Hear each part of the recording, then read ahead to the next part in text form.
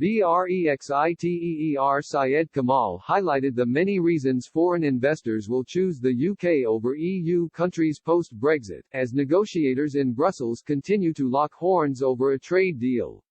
Academic and research director for the IEA, Syed Kamal claimed the UK could look forward to considerable foreign investment after Brexit. During an interview with Express, Mr. Kamal claimed the UK needed to maintain some of the standards it had while being a member of the EU.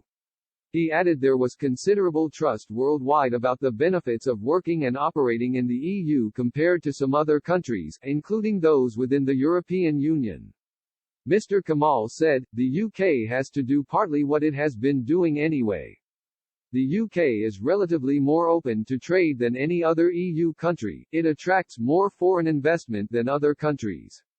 A lot of people like to come to the UK because they see it as a trustworthy legal system. They know they are going to be able to compete fairly and the government isn't necessarily going to treat local companies better than foreign investment companies. They know that if they're a problem they can trust the court system in the UK and won't be caught up. They don't necessarily get that feeling in other countries or even other EU countries. Mr. Kamal insisted the UK could expect to thrive in the same way post-EU if it maintained the areas important to businesses.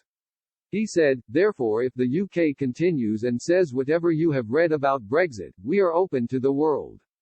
We are open to trade, investment and the best brains in the world. Britain is open for businesses. We are a low-tax environment with trustworthy courts. That is the message the UK has to send.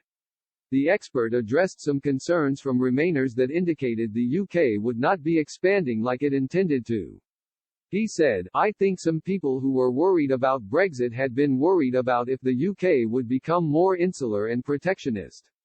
I think the Department for International Trade's announcement of a new UK global tariff showed the UK is going to be more open to trade than the EU.